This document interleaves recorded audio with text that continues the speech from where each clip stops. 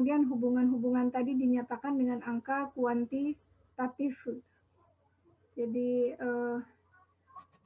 ketika menyatakan hubungan bukan lagi sebatas ada hubungannya, gitu. Tetapi sudah menggunakan angka sehingga tahu seberapa erat sih misalkan hubungan antara variabel-variabel tadi gitu. Nah, di antara ukuran gitu ya, ukuran untuk menjelaskan seberapa besar hubungan antara variabel itu adalah analisis korelasi. Jadi bukan sekedar hubungan apa ya, ada faktor pengaruh dan mempengaruhi ya, mempengaruhi atau dipengaruhi gitu. Nanti macam-macam hubungannya. Nah, untuk analisis korelasi ini gitu kan, ini digunakan untuk mengukur kekuatan keeratan hubungan antara dua variabel. Ini yang dimaksud dengan korelasi. Jadi ingin diketahui ada tidak hubungan antara dua variabel gitu kan, atau lebih di dalam fenomena-fenomena atau gejala-gejala ya yang timbul di bidang ekonomi. Nah itu. Nah apa yang dimaksud dengan hubungan antara dua variabel itu? Ini dikatakan suatu variabel itu dikatakan memiliki hubungan ya, jika begitu ya satu variabel itu mengalami perubahan, maka variabel yang lainnya juga ikut berubah begitu. Nah, baru dikatakan ada hubungan. Tapi kalau misalkan satu variabel berubah, variabel yang lain tidak berubah, ya berarti tidak ada hubungan. Ini belum bicara faktor mempengaruhi atau dipengaruhi, baru sebatas ada hubungan. Jadi kenaikan atau penurunan nilai suatu variabel nanti diikuti oleh kenaikan atau penurunan variabel yang lain. Ya. Misalkan sebuah perusahaan yang mencoba nanti membranding produknya gitu ya dengan cara tertentu, entah itu membangun jaringan sampai level-level ke kecamatan misalnya, atau justru menggunakan artis tertentu gitu kan, supaya brandnya itu naik gitu ya, orang langsung percaya gitu. Nanti akan dilihat apakah ada perubahan gitu kan di dalam variabel apa ya, kepercayaan masyarakat terhadap produknya atau tidak. Terjadi perubahan dalam penjualannya ataukah tidak. Ketika misalnya dilakukan branding ya terhadap sebuah produk gitu kan, dia kalau berpengaruh gitu kan, maka variabel yang lain, variabel penjualan, kepercayaan masyarakat terhadap produk itu juga kemungkinan begitu kan ya, kalau berpengaruh itu akan juga naik. Itu ya. Kita kalau di bidang ekonominya yang pernah Ibu jelaskan gitu kan, tingkat pertumbuhan ekonomi ya. Gitu. Teorinya itu mengatakan gitu kan, setiap 1% pertumbuhan ekonomi itu akan menciptakan lapangan kerja sebesar 200.000, misalkan begitu ya. Jadi ketika pertumbuhan ekonomi ini naik gitu, meningkat, dari proses hitung-hitungan itu akan ada produksi yang naik gitu kan. Produksi naik berarti kan menciptakan lapangan kerja yang baru. Nah, harusnya begitu kan. Terjadi perubahan pada angka pengangguran. Nah, seperti itu ya. Jadi nanti juga memungkinkan pula juga perubahan variabel tingkat kemiskinan, tingkat indeks pendidikan. Jadi salah satu variabel naik, nah variabel-variabel yang lain juga ada yang ikut naik, ada yang juga turun. Jadi dari satu variabel ternyata misalnya ya kenaikan tingkat pertumbuhan ekonomi diikuti dengan penurunan jumlah pengangguran gitu kan, penurunan jumlah penduduk miskin, kemudian diiringi dengan kenaikan kenaikan tingkat pendidikan ya, atau indeks pembangunan manusia. Berarti ketika terjadi hal-hal tadi gitu, maka variabel-variabel tadi itu saling berhubungan. Nah itu. Nanti kalau ternyata misalnya tidak berhubungan, nanti harus dicari tahu. Kayak misalnya tadi, secara teori tingkat pertumbuhan ekonomi itu berhubungan dengan tingkat pengangguran. Tapi ternyata misalkan data yang ada tidak menunjukkan adanya hubungan gitu. Antara tingkat pertumbuhan ekonomi dan tingkat pengangguran. Nah ini harus dicari tahu. Kenapa? Kok bisa gitu kan? Tidak ada hubungan, tidak ada korelasi, tidak ada keterkaitan di antara keduanya. Apakah ada penyebab yang lain? Gitu. Nah, ini akan dicari tahu gitu. Kalau tidak sesuai dengan teori, bisa jadi misalnya tingkat pertumbuhan ekonomi itu ditopang oleh hutang gitu kan, hutang luar negeri. Sedangkan hutang luar negerinya mensyaratkan gitu, bahan bakunya diambil dari negara penghutang, kemudian tenaga kerjanya juga dari negara penghutang gitu, sehingga sebetulnya tidak terjadi peningkatan produksi secara signifikan karena bahan bakunya dari sana, atau hanya sebatas pertumbuhan ekonomi itu hutang-hutangnya itu hanya untuk membangun infrastruktur.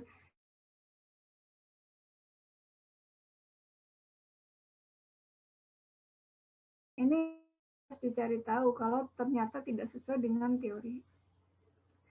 Nah, kembali lagi ya, jadi suatu di antara dua variabel dikatakan memiliki hubungan jika gitu kan, perubahan variabel yang satu diikuti, bukan menyebabkan, tapi diikuti perubahan variabel yang lain. Nah, jika perubahannya ini searah, gitu kan, artinya dua variabel itu kenaikan satu variabel diikuti kenaikan variabel yang lain, dikatakan perubahannya searah. Berarti ini dia memiliki korelasi positif. Tetapi jika sebaliknya gitu kan, perubahan satu variabel menyebabkan kenaikan ya, maksudnya kenaikan suatu variabel menyebabkan penurunan nilai variabel yang lain, maka perubahannya ini dikatakan berlawanan arah ya. Jadi korelasi yang terjadi itu adalah korelasi negatif. Kalau kayak tadi branding gitu kan dengan penjualan, nah ini korelasinya ya harusnya positif. Misalnya atau komunikasi ya, komunikasi yang intens kepada masyarakat, edukasi tentang vaksin, ini nanti akan sebanding dengan tingkat pemahaman perlunya vaksin, katakan begitulah. Ya. Itu berarti korelasi positif. Kalau korelasi negatif, ya, tadi ya yang berlawanan itu, pertumbuhan naik, ya angka pengangguran turun. Itu korelasi negatif. Nah, lalu ada yang disebut dengan koefisien korelasi. Jadi analisis korelasi itu analisis untuk mengukur hubungan antara dua variabel. Nah, seberapa besar hubungannya begitu, itu dinyatakan dengan koefisien korelasi.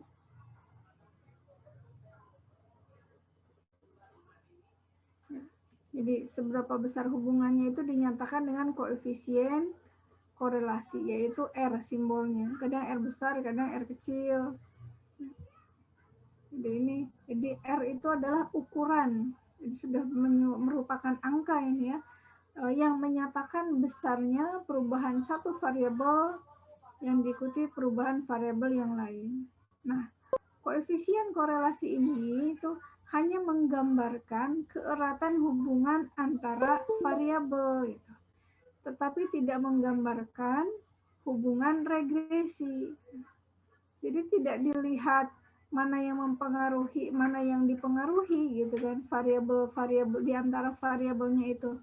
Hanya sebatas, oh iya ada hubungan, oh iya tidak ada hubungan, oh hubungannya sedang, oh hubungannya lemah, gitu kan. Ya. Dan nilai korelasi ini antara negatif 1 sampai 1. Nah, dua variabel dikatakan tidak berhubungan gitu, maka nilai R-nya ini sama dengan 0. Ya. Ada tidak misalnya hubungan antara tingkat pendidikan dengan kemampuan memasarkan produk gitu. Ya. Ternyata misalkan tidak ada hubungannya gitu kan ya. Jadi kemampuan memasarkan produk itu tidak berhubungan dengan pendidikan seseorang. Maka nanti R-nya itu sama dengan 0. Nah, tetapi kalau korelasinya sempurna, ini R-nya itu sama dengan 1. Jadi kalau korelasi sempurna itu satu variabel naik gitu kan, pasti akan menyebabkan variabel yang lain itu naik atau turun. Maksudnya tuh kalau dia searah ya, kalau searah satu variabel naik menyebabkan variabel yang lain juga ikut naik. Terus begitu. Kalau berlawanan arah, korelasi sempurna itu terjadi kalau suatu variabel naik, variabel yang lain pasti turun. Nah ini berarti korelasinya sempurna. Gitu. R-nya itu sama dengan 1. Itu kuat, walaupun agak jarang. Korelasi 1 itu angkanya benar-benar harus sama semua gitu. Itu. Nah, ini kriteria koefisien korelasi. Kriteria ini nanti bisa berbeda sesuai dengan sumber bukunya ya. Jadi nanti asalkan kalian mencantumkan sumbernya dari mana gitu kan, dari buku apa ya, tidak masalah asalkan ada rujukan itu yang bisa dipercaya ya. Jadi, ini Ibu dari bukunya Sulianto seperti yang Ibu jelaskan kemarin. Ini berlaku baik nilai positif maupun negatif ya. Jadi dari 0 sampai 0,29 ini menunjukkan korelasi yang sangat lemah.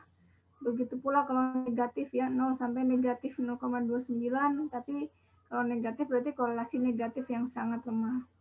0,3 sampai 0,49 korelasi lemah, 0,5 sampai 0,69 korelasi cukup, 0,7 sampai 0,79 korelasinya kuat, 0,8 sampai 1 korelasinya sangat kuat. Gitu. Berlaku dengan yang negatifnya juga ya. Jadi itu hanya masalah arahnya, apakah positif ataukah negatif.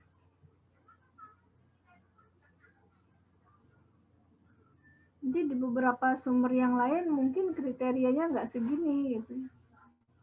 0,5 itu tidak dikatakan korelasi yang cukup misalnya. Korelasinya lemah, ada yang menyatakan begitu.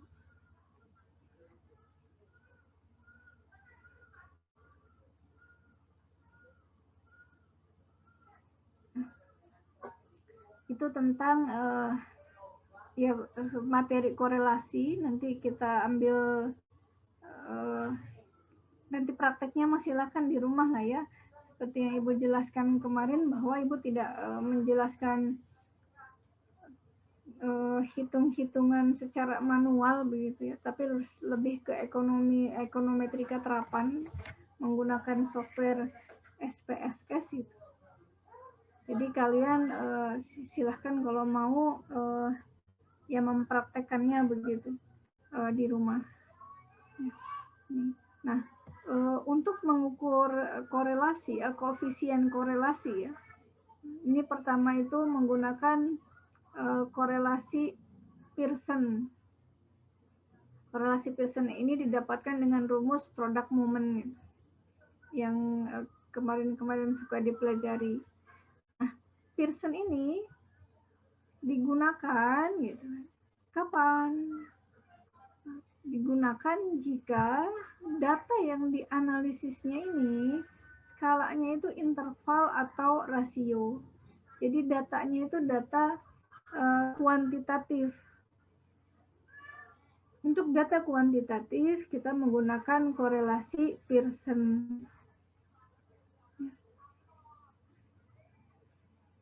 Nah, contoh nih ya,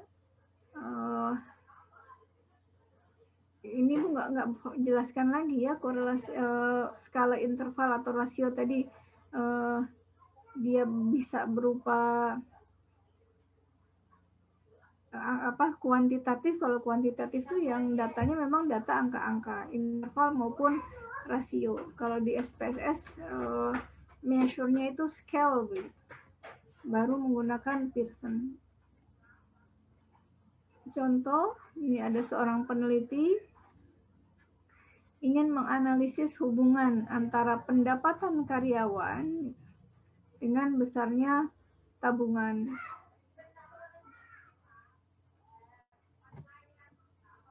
Datanya dalam ratusan ribu. Datanya dalam ratusan ribu, berarti nanti tinggal tambahkan nolnya 5. Sampel yang diambil 1, 2, 3, 4, 5, 6, 7, 8, 9, 10, 11, 12. Sampelnya ada 12 orang. Ya.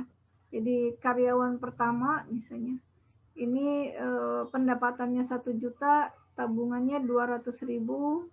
Karyawan yang kedua pendapatannya 2 juta, tabungannya 400.000. Karyawan yang kelima pendapatannya 5 juta gitu, tabungannya 500.000. Dan seterusnya sampai karyawan yang ke 12 ya, karena ada 12 nih tadi sampelnya itu. Nah, lalu ingin diketahui ada tidak hubungan antara pendapatan dengan tabungan.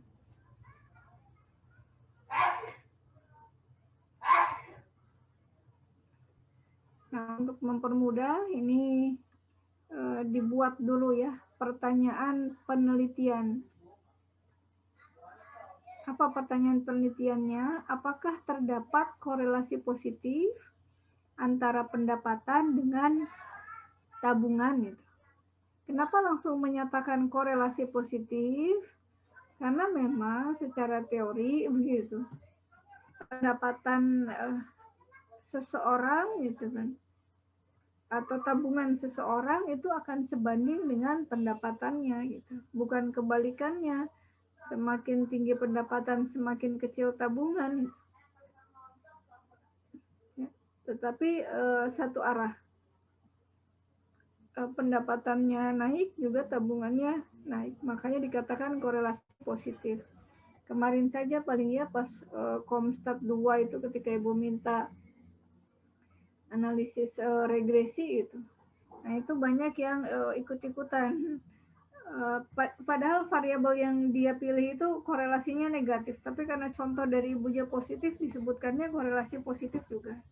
Tidak seperti itu ya, jadi dilihat kembali hubungannya positif ataukah negatif. Kalau memang hubungannya dugaan awalnya itu negatif, berarti di sini pertanyaan penelitiannya itu adalah apakah terdapat korelasi negatif antara misalkan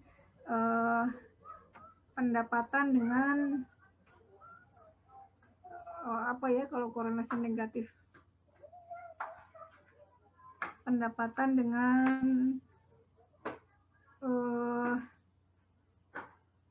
tingkat ya yang ini mah tingkat kemiskinan ya gitu. Pendapatannya naik kan kemiskinannya atau pasti akan turun. Indeks pembangunan manusianya gitu kan turun. Nah, itu kan korelasi negatif. Jadi pertanyaan ini tidak selalu nanti korelasi positif, bergantung kepada variabel yang diamatinya itu. Datanya itu bagaimana. Nah, kemudian ada hipotesisnya. Jadi, apakah terdapat bukan hipotesis ada H1, ada H2 gitu ya. Di H1-nya tidak terdapat gitu korelasi positif antara pendapatan dengan tabungan. Di H2-nya terdapat korelasi positif antara pendapatan dengan tabungan.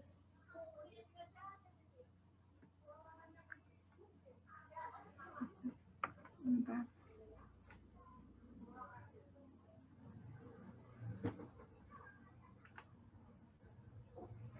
kalau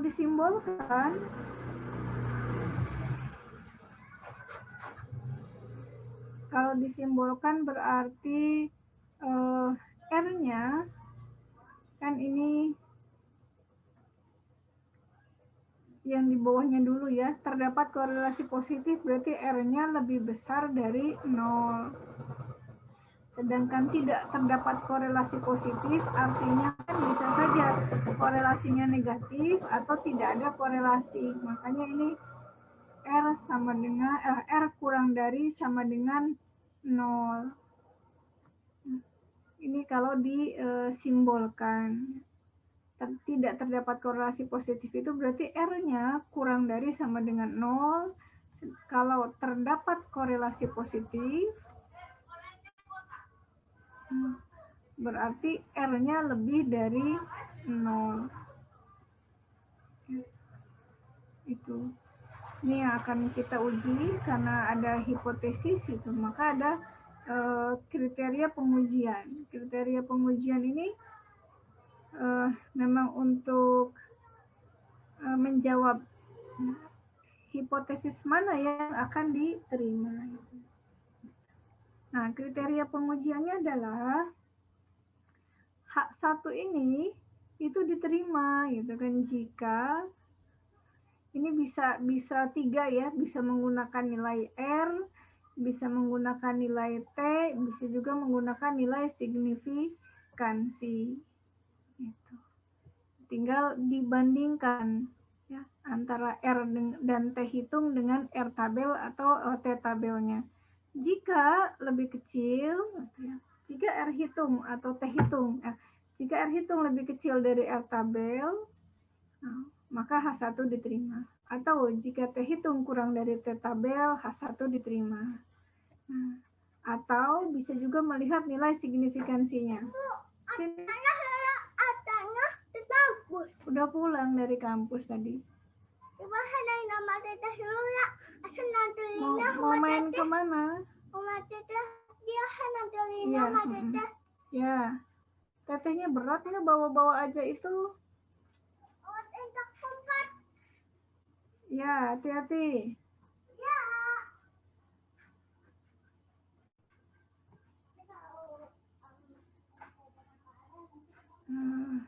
Dilanjutkan lagi ya.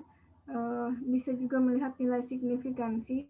Kalau nilai signifikansi yang hasil perhitungan itu lebih besar dari alfa, ketentuan yang telah kita tetapkan begitu ya, apakah 5%, 1% atau 10%, ini juga H1-nya diterima. Tapi cukup satu saja ya, jadi nggak perlu kemudian sampai ketiganya begitu. Pilih aja salah satu, apakah menggunakan R hitung, ataukah mau menggunakan T hitung, atau menggunakan nilai signifikansi.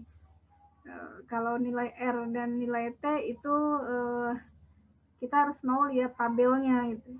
Tapi kalau nilai signifikansi, ya ini nggak perlu lihat tabel. Cukup bandingkan saja.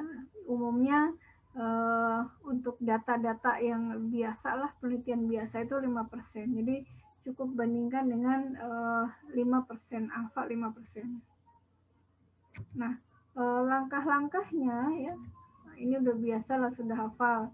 Langkah-langkahnya itu click analyze, correlate, kemudian bivariate. Jadi korelasi, bivariate. Lalu masukkan variabel pendapatan dan juga tabungannya ini ya.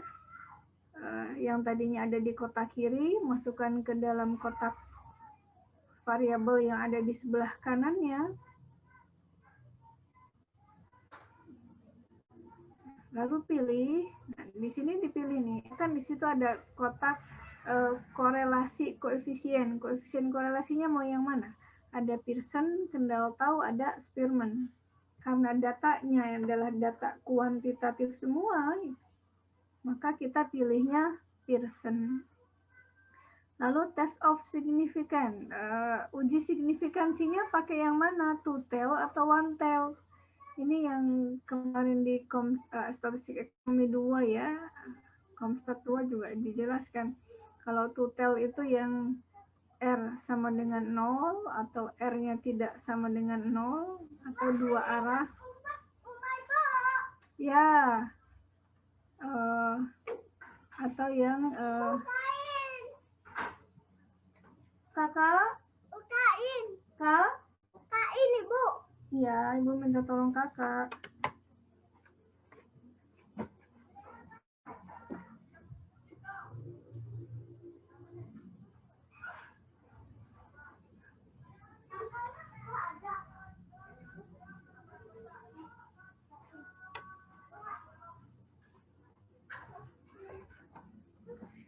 Nah, kalau yang satu arah tuh yang seperti tadi ya, R-nya kurang dari sama dengan 0 atau R-nya lebih besar dari 0.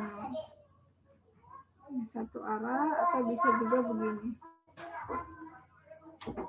Nah, ini satu arah. Karena tadi kita hipotesisnya itu Ahsan, jangan di kamar sini mainannya. Di sana di luar. Ibunya lagi ngajar dulu ya. Usah ada biar.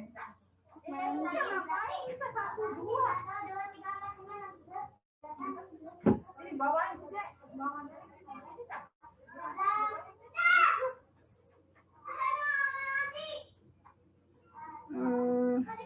Tadi kan kita analisisnya yang ini ya. Makanya kita pilihnya ini one tail, bukan yang two tail. Lalu kita checklist ininya ya, flag signifikan korelasinya gitu, memberikan tanda supaya kalau dia signifikan gitu kan dikasih tanda gitu.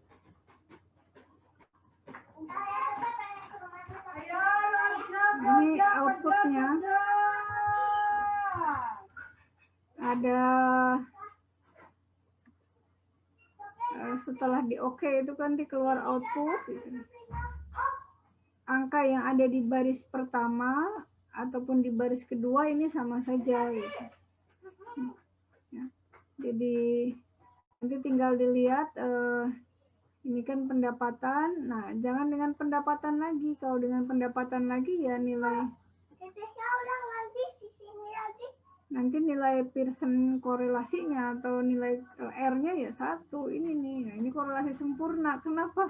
Karena variabel yang sama, angkanya juga sama, jadi 1. Jadi yang kita pilih adalah boleh yang pendapatan dengan tabungan yang ada di sini nih gitu ya. Boleh juga yang di sini nih, tabungan dengan pendapatan ini.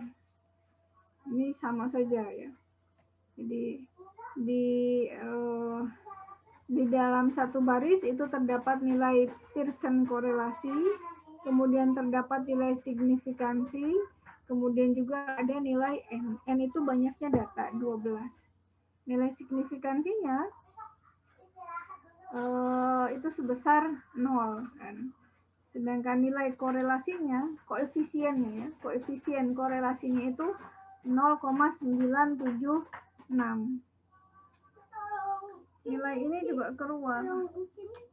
Ibunya lagi ngajar dulu ya. Belum, nanti ada di sebuah ngajar.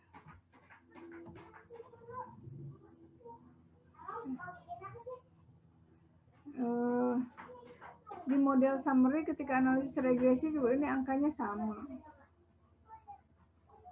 nggak jauh dari ini.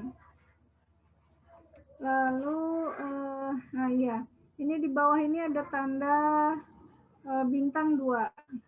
Nah ini nih di sini sebetulnya tanda bintangnya itu ya, yang ini nih.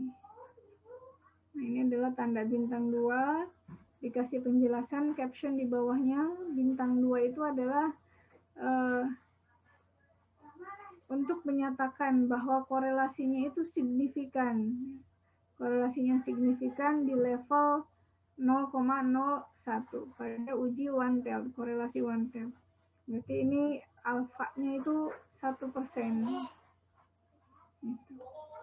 Ya, ini angka-angka yang ada di dalam output.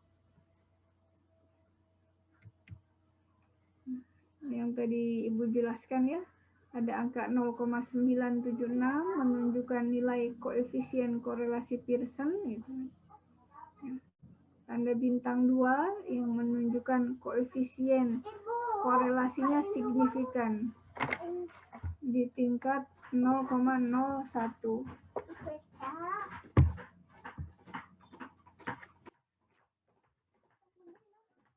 Mainannya nggak di sini, Teteh, di depan.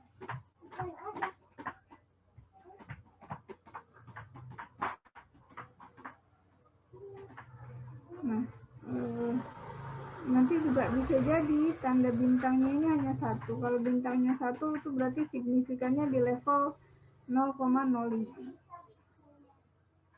Kemudian tadi ada angka 0, ini menunjukkan nilai signifikansi gitu ya. Nanti angka ini di bawah nilai alfa yang 5% dengan arah positif.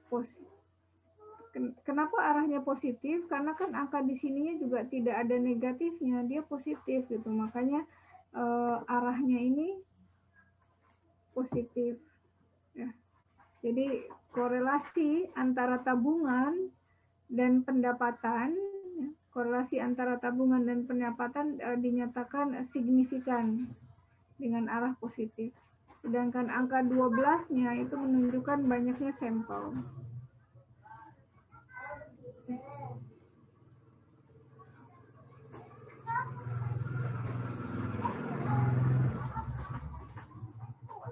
Ini kan sama enggak? Ya, ini enggak.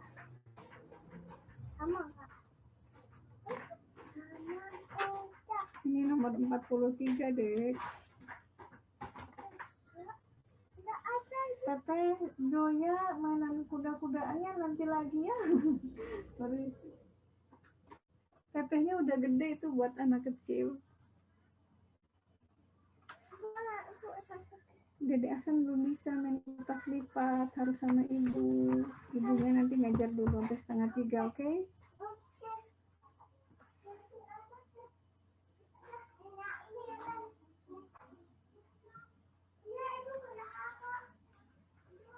Ya, ini kesimpulan ini yang harus kita nyatakan ketika ingin membuat laporan atau membuat hasil penelitian yang harus kita cantumkan ya ini ya.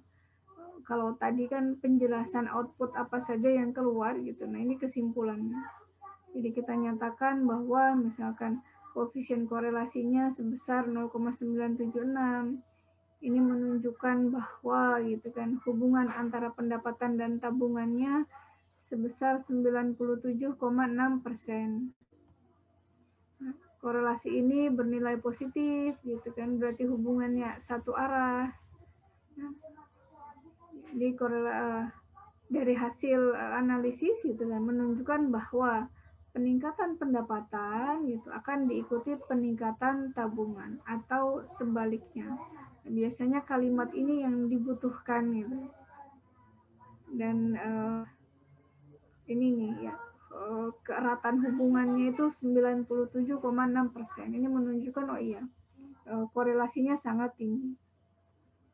Lalu pernyataan ini gitu ya, pernyataan adanya hubungan ini gitu, itu nggak bisa kan hanya sekadar kata siapa, kata saya, tapi memang sudah merupakan hasil pengujian gitu ya. Jadi untuk menjawab hipotesisnya ya, kan ini menjawab hipotesis. Jadi pernyataan ada hubungan ini didukung dengan gitu kan jawaban hipotesisnya. Gitu. Dilihat dari apa? Lihat nilai signifikansi yang ada di tabel dengan nilai alfanya. Ditetapkan nilai alfa 0,05 sedangkan nilai signifikansi 0 gitu kan. Maka H1-nya ditolak. H1 diterima itu kan kalau nilai signifikansi lebih besar dari nilai alfa. Ini lebih kecil gitu. H1-nya ditolak. Jadi gitu kan pernyataan bahwa ada korelasi positif gitu antara pendapatan dan tabungan itu terbukti gitu kan ya, terbukti secara signifikan. Nah ini. Nanti kalimat inilah yang kemudian dibutuhkan kalau dalam PPT ya cukup singkat-singkat saja begitu ya. Misalnya terbukti gitu kan dari nilai signifikansi terbukti ada hubungan secara hubungan searah atau hubungan positif secara signifikan. Nanti begitu. Tapi kalau untuk di skripsi apa ya biasanya agak cukup panjang kalimatnya ya. Itu untuk korelasi Pearson. Kita lanjutkan ke korelasi berikutnya, korelasi Rang-Spearman.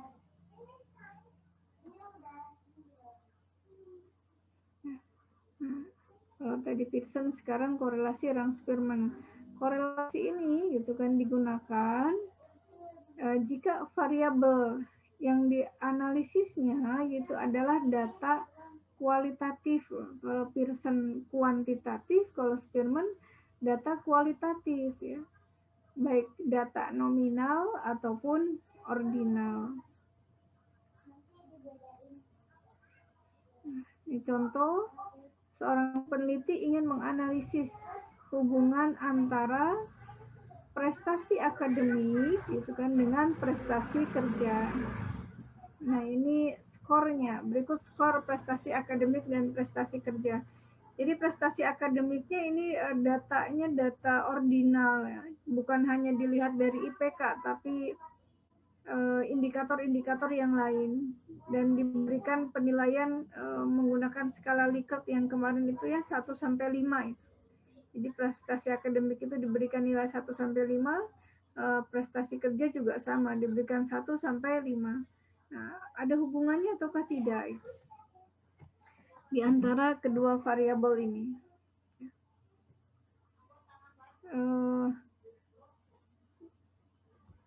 Nanti sebetulnya bergantung pada pekerjaan apa ya, ini masih belum spesifik gitu kan, prestasi kerjanya prestasi kerja di bidang apa, karena setiap jenis pekerjaan itu membutuhkan kriteria yang berbeda gitu kan. Ibu baru tahu itu kan kemarin setelah baca-baca itu ada perusahaan yang bergerak di bidang jasa. Nah, jasanya ini dia yang menentukan melakukan seleksi lah, katakan melakukan seleksi saringan gitu kan, penyaringan terhadap orang-orang yang melamar pekerjaan untuk ditempatkan pada ya pekerjaan tertentu begitu ya. Jadi ada ujiannya gitu kan. Mereka sebelum melakukan seleksi biasanya survei dulu ke perusahaan-perusahaan yang membutuhkan gitu kan. Survei pekerjaannya bagaimana, tingkat kesulitannya apa ya,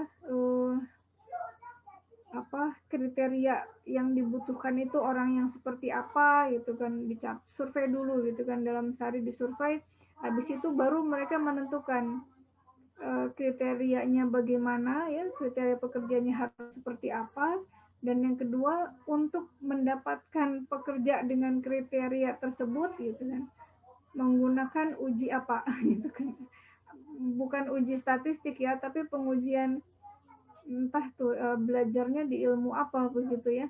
Nah, itu ada. Jadi metode evaluasi mungkin ya, mengevaluasi seseorang gitu. Supaya terlihat kemampuannya seperti apa. Nah, itu. Nanti ada seleksinya, tapi biasanya habis itu ada training memang gitu. Jadi minimal ada kriteria dasarnya harus dimiliki. Nanti kalau keahliannya nanti akan dilakukan training misalnya oleh orang-orang yang memang berkompeten. Nah, ada tuh ternyata perusahaan yang bergerak di bidang itu ya. Jadi biasanya kalau kalian nanti memang inginnya bekerja ya, menjadi karyawan, bukan punya usaha sendiri, kadang-kadang yang mau wawancara itu memang bukan dari perusahaannya langsung, tapi dari perusahaan lain, perusahaan jasa. Kalau kalian ngelamar terus lempeng-lempeng aja, biasa-biasa aja, pembicaraannya cepat, nah berarti tidak ada lagi, udah langsung ketahuan bagaimana karakternya. Tapi kalau cukup lama wawancaranya, biasanya memang ingin diketahui lebih lanjut tentang orang tersebut ya, pelamar-pelamar. Ya itu sedikit saja ya. Jadi wajar kedua variabel ini kemudian dikaitkan ya, antara prestasi akademik dengan prestasi kerja. Ada hubungannya ataukah tidak? Bagi sebagian orang menganggap ya tidak ada hubungannya. Kalau dulu mah anekdotnya tuh, ibu jadi keingetan kemarin nonton TV apa ya? Cuma iklan sih gitu kan, bukan TV. Nonton iklan Gubernur Jawa Tengah. Pak, dulu SMA-nya suka bolos nggak? Atau pas suka lah. Anekdotnya itu kalau mau jadi dosen itu kan yang nilainya A itu kan atau B. Kalau mau jadi wira swasta, pengusaha itu yang nilainya C itu kan cukup. Nah, kalau mau jadi pejabat itu yang dapat nilainya D atau E itu pada yang jadi pejabat katanya. Itu anekdotnya ya. Jadi harusnya namanya pemimpin tidak boleh bangga gitu kan ketika dulu dia pernah ngebolos terus dicerita-ceritakan.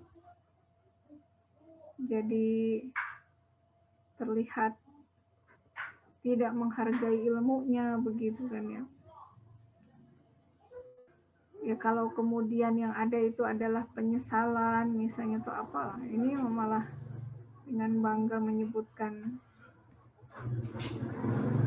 pernah.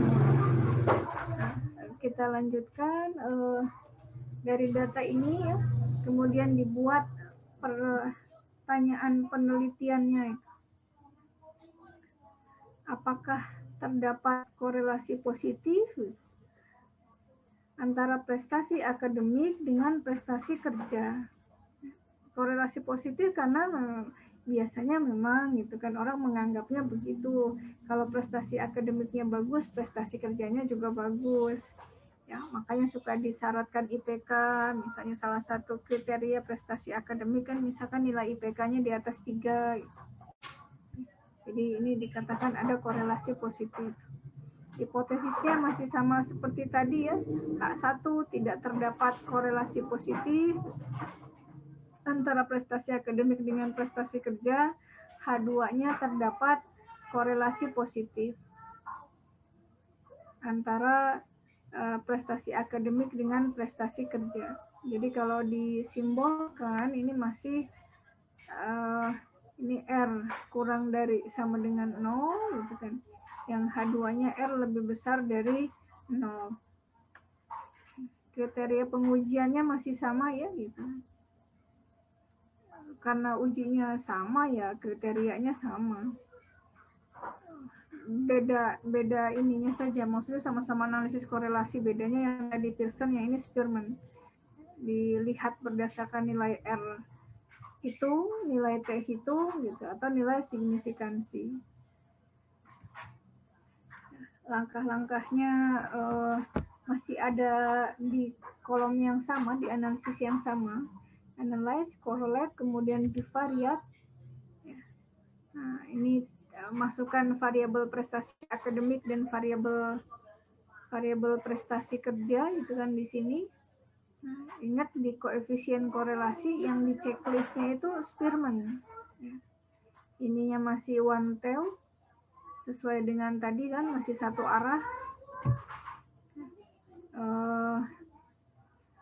Lalu ininya di checklist tanda bahwa korelasinya signifikan. Lalu oke, gitu kan. Ini adalah hasil outputnya. Ya. Kalau tadi tulisan Pearson-nya ada di dalam sini, ini tulisan Spearman-nya adanya di luar. Rob Spearman namanya. Ya. Nilai koefisien korelasinya adalah 0,92 ya, nilai signifikansinya 0, N-nya ini 10.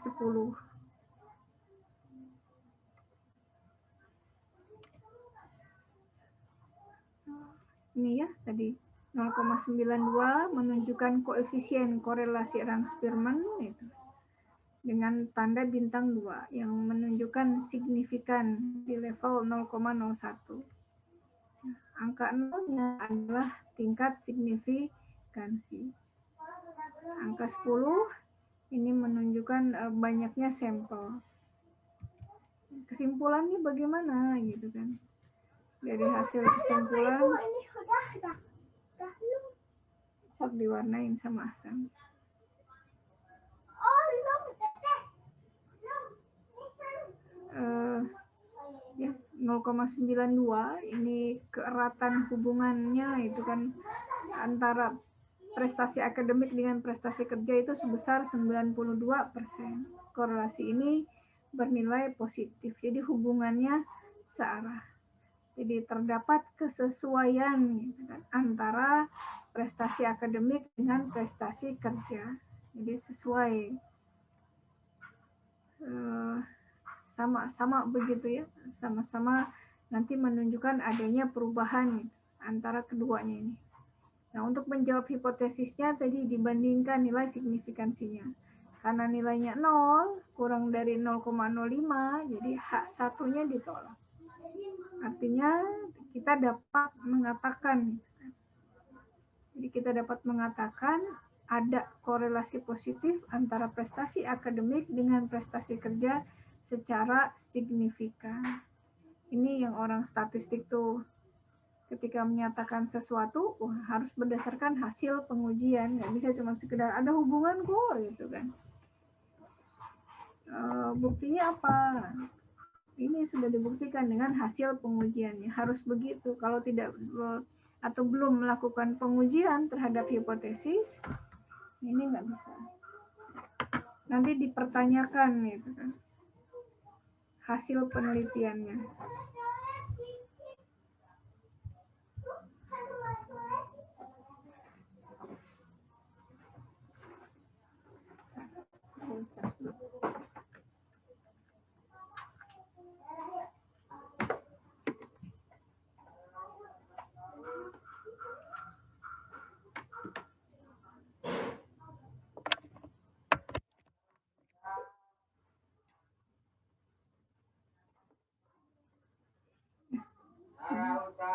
Berikutnya lagi ada korelasi kendal tahu. Nah, korelasi kendal tahu ini digunakan jika variabelnya ini berbentuk ordinal atau ranking. Jadi dia dibuat ranking, itu gunakan kendal tahu. Ini contohnya ya, ada seorang peneliti ingin mengetahui kesesuaian antara juri A dengan juri B dalam menilai kualitas masakan 10 koki yang ada di sebuah kota. Berikut hasil penilaiannya. Jadi ada 10 koki yang akan dinilai, lalu setiap juri memberikan ranking ya, dari yang paling enak menurut versinya masing-masing sampai yang gitu kan kualitasnya itu yang ada di bawah begitu ya, yang ke-10 begitu. Jadi misalkan nih ini koki yang pertama itu kan. Koki yang pertama ini salah ibu. ya. Apa? Ana Bu di rumah. Misalkan koki yang pertama oleh juri A diberikan ranking 2 gitu kan. Oleh juri B juga sama diberikan ranking kedua. Nanti koki yang kedua gitu kan oleh juri A rankingnya 3 gitu kan, oleh juri B rankingnya 4. Yang beda jauh ini nih. Ya, koki yang ketiga juri A memberikan ranking yang pertama, tapi juri B memberikan rankingnya yang ke-8. Ini seterusnya sampai koki yang ke-10. Nah, karena dia berupa ranking, nanti yang digunakan relasinya kendal tahu. Ini pertanyaan penelitian masih sama seperti tadi ya. Apakah terdapat korelasi positif? Kenapa korelasi positif? Karena ini ya masakan ya. Nggak mungkin ya, penilaian oleh 2 orang juri gitu kan. tentang masakan yang kualitasnya pasti kan searah. Kalau juri A bilang bagus, kualitasnya bagus, juri B juga pasti akan bilang bagus. Hanya kan beda dalam perankingan saja.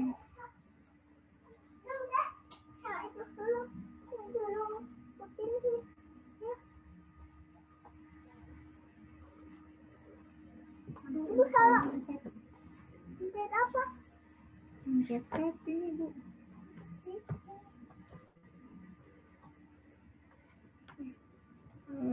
Lalu hipotesisnya di H1. Udah dibiarin nanti sama Ibu ditutup.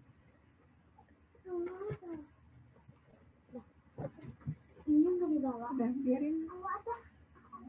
Mau dibawa kemana? Masukin dulu. Ya.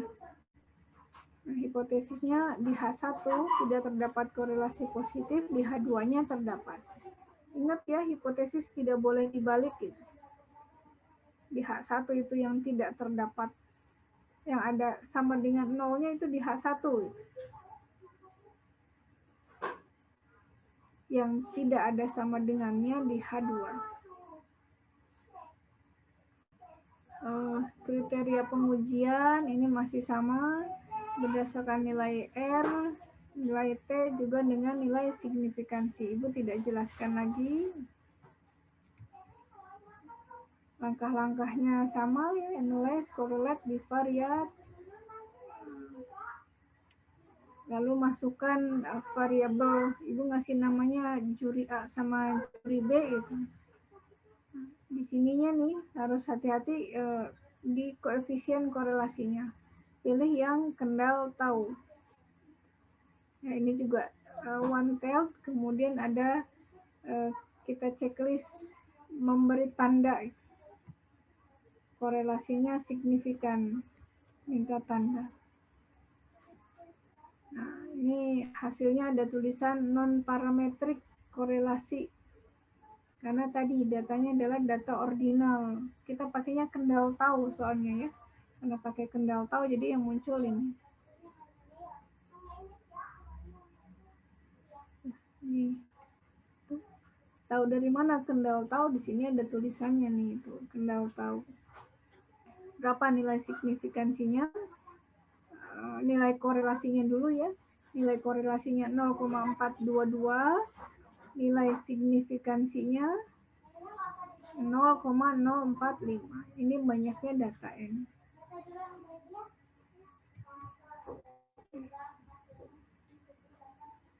Itu. Nah, 0,422 ini dia bintangnya itu hanya 1. Kalau bintangnya 1, berarti dia signifikannya itu di levelnya 5%. Kalau tadi kan bintangnya 2 ya, signifikannya di 0,01.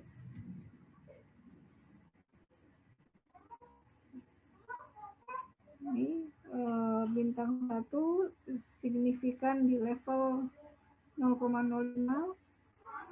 Nah, angka 0,045 itu di bawah 0,05.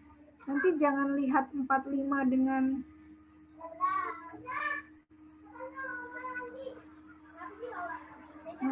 kalau lihat 45 dengan 5-nya nanti lebih besar 45 gitu kan dibanding 5. Ini nggak boleh begitu. Kalau angka di belakang koma membacanya ya, kita harus bacanya ini angka yang misalnya sama-sama angka kedua di belakang koma. Yang kita lihat ini nih. Yang 14, yang 15, maka 0,05 ini lebih besar.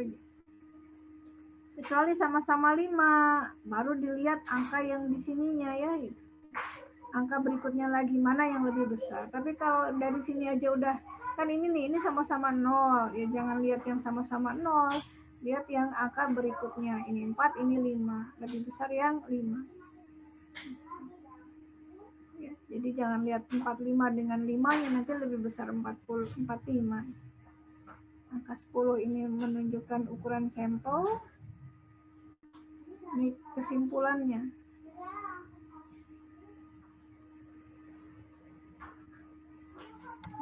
Kesimpulannya nilai korelasinya 0,422, yaitu hubungannya 42,2%.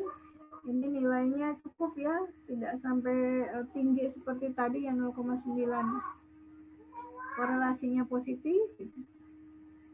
Lalu ditetapkan dengan nilai alfa juga 0,045 ini kurang dari gitu kan 0,05. Jadi satunya ditolak. Jadi kita bisa mengatakan terdapat kesesuaian penilaian antara juri A dan juri B secara signifikan dengan arah positif. Nah, itu. Silahkan kalau ada yang mau ditanyakan. Kita absen dulu saja.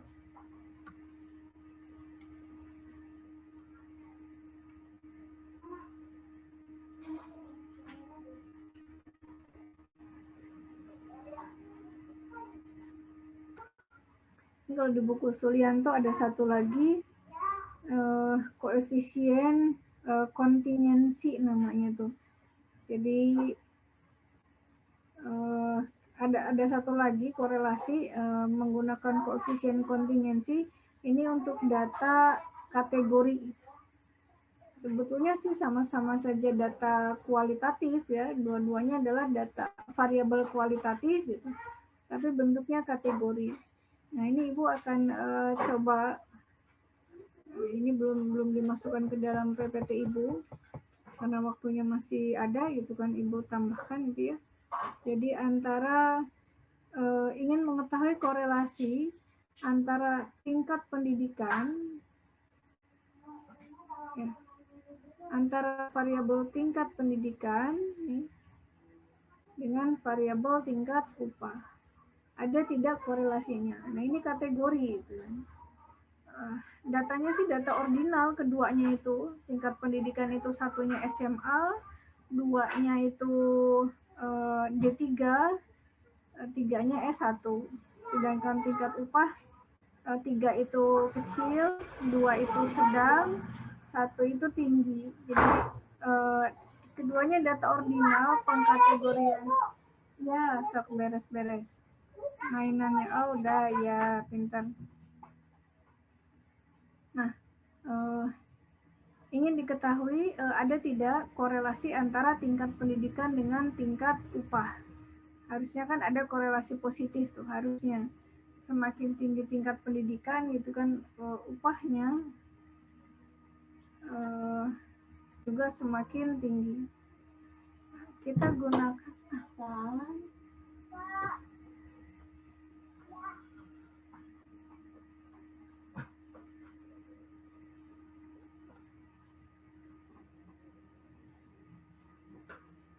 ya, kita akan gunakan tadi korelasi kontingensi, tapi bukan lagi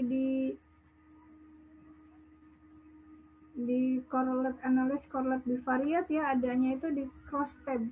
Jadi klik analyze, kemudian pilih di descriptive statistik, kemudian pilih cross tab. Nah, barisnya ini bebas sih sebenarnya ya. Misalkan barisnya tingkat pendidikan, gitu kan, kolomnya tingkat upah. Lalu pilih statistik. Nah, pilih di sini, pilih chi-square. Pilih yang chi-square. Kemudian juga pilih kontingensi koefisien. Ini HP Ibu. HP Ibu nggak pakai. Belum. Nah, setelah dipilih kotak chi-square dan juga kotak kontingensi koefisien, kita langsung ke oke saja, continue ya. Nah, ini udah selesai, tidak ada lagi yang perlu kita klik, lalu oke. Nanti outputnya itu akan muncul.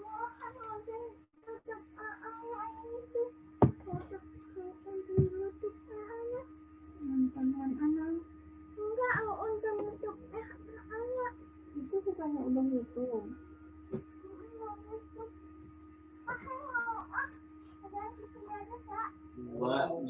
Aku kecilin tapi. Nah, ini outputnya ya. Kalau cash processing summary mah ini hanya cerita datanya, data yang valid ada berapa itu. Lalu data hilangnya tidak ada ya, semua datanya lengkap. Ini totalnya berarti yang diolah itu ada 70 datanya. Nah, ini cross tab-nya di sini, tingkat pendidikan dengan tingkat upah. Jadi ini hanya apa ya, jumlah gitu. Yang misalnya tingkat upahnya tinggi, pendidikannya SMA tidak ada, yang upahnya tinggi, pendidikannya D3 3 orang, hanya itu. Ini sudah tidak Ibu jelaskan. Nah, yang kita lihat untuk koefisien korelasi kontingensi itu dua tabel yang ada di bawahnya ini. Ya. Dilihat nilai signifikansinya. Jadi ini hanya sebatas ada korelasi atau tidak. Ya. Signifikansinya nih, nilai Pearson square-nya 38,205. Ini harus dibandingkan dengan C-square tabel. Ya. Lebih besar atau lebih kecil. Tapi yang paling mudah mah tadi kan Ibu sampaikan, lihat saja nilai signifikansinya nih, baik di tabel C-square test maupun di tabel symmetric measure-nya. Nah, di square test dia hanya nilai signifikansi sama nilai C-square. Ini 0, lebih kecil dari 0,05. Maka hak satunya ditolak. Artinya ada korelasi positif antara tingkat pendidikan dengan tingkat upah. Nah, baru di tabel symmetric measure ada koefisien korelasinya. Koefisien korelasi kontingensi. Berapa nilai koefisien korelasi kontingensinya? Ini nih 0,594. Nilai signifikansinya juga sama, ini 0. Jadi kesimpulannya sama dari dua tabel ini, bahwa terdapat korelasi antara pendidikan dengan tingkat upah. Korelasinya termasuk ke dalam korelasi yang cukup ya, karena 0,594 ini. Nah, itu materi kita kali ini. Silahkan kalau ada yang mau ditanyakan.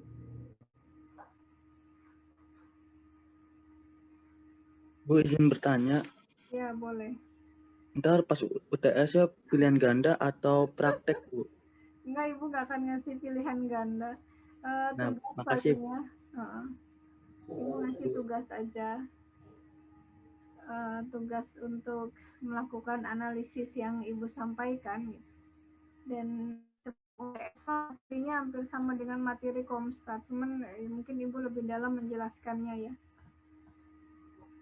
Jadi kalau kemarin hanya satu begitu kan analisis korelasi, ini kan Ibu jelasin 4. Nanti ada analisis asumsi klasik juga nanti dijelasin satu-satu lagi. Satu pertemuan, satu analisis. Nanti paling itu. Ibu belum ngasih tugas, nanti aja tugasnya minggu depan. Ada Ibu, lagi? izin bertanya, Ibu. Ya, Febri. Kalau untuk materinya di-share apa enggak, Bu? Oh ya, nanti Ibu share di grup ya. Yang kemarin juga masih belum Ibu share ya. Besok lah, insya Allah besok Ibu share. Oke, terima kasih. Materinya. Bu, izin bertanya, Bu. Ya, Rian. Mengenai tadi rumus, Bu, masih agak sedikit bingung, Bu. Ya. Boleh izin share yang tadi rumus yang pertama nggak, Bu? Ingin bertanya, Bu. Nggak ada rumus sebenarnya, Rian. Iya, tadi yang di slide berapa tadi ya? Kriteria pengujian. Iya. Itu di kriteria pengujian kan disebutkan H1, oh iya, H1 diterima jika nilai sig lebih besar dari alfa ya, Bu.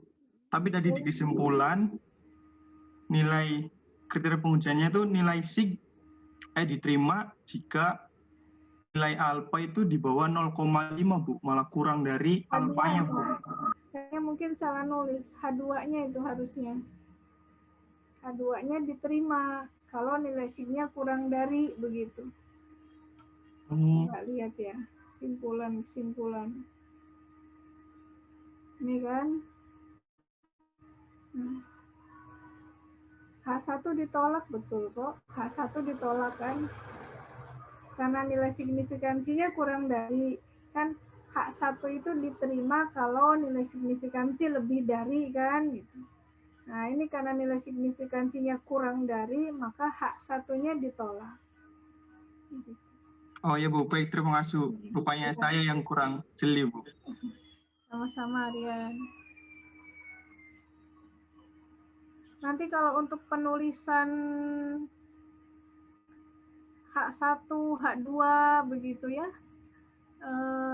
yang ini mungkin nggak usah, misalkan nanti kalian skripsi, kata Ibu Agustina H1, H2 Bu, gitu kan. Nanti ikut apa kata dosen pembimbingnya aja. Kalau dosen pembimbingnya bilang H0 dengan HA, ya udah ikutan nulisnya begitu. Yang penting ini adalah hipotesis awal, ini hipotesis alternatif. Gitu. Kadang nulisnya H0 dengan H1, ya. Nah, itu tadilah seperti yang kriteria R, kadang beda buku akhirnya jadi beda penggunaannya. Nanti ini ikuti saja kalau nanti kalian bimbingan skripsi begitu. Apakah menggunakan H0 dengan HA, H0 dengan H1, atau H1 dengan H2, bebas. Yang penting hanya ada 2 hipotesis begitu.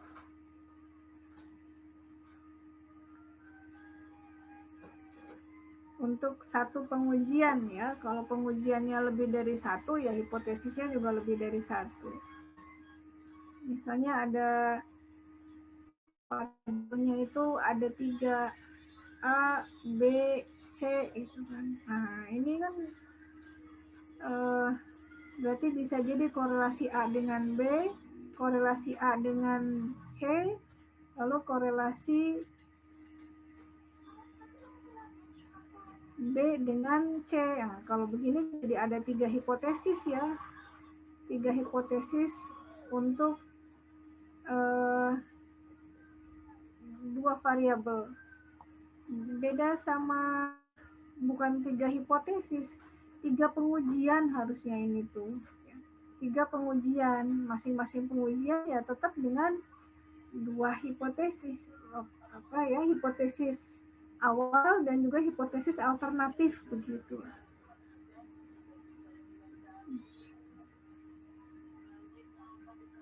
Nah, ada lagi yang lain yang ingin ditanyakan?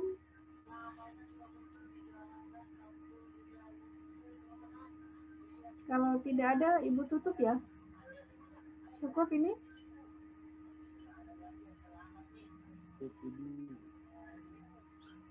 Ibu tungguin nih 2 menit lagi.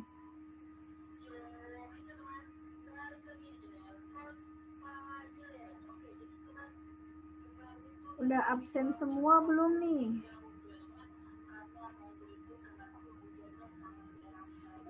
Udah Bu. Udah Bu. Sudah. Ibu cukupkan materi kita kali ini. Ya mudah-mudahan menambah wawasan kita ya gitu kan. Tentang apa yang terjadi di sekitar kita begitu. Itu saja. Ibu tutup. Assalamualaikum warahmatullahi wabarakatuh. Waalaikumsalam warahmatullahi wabarakatuh. Terima kasih Bu. Sama-sama Muji.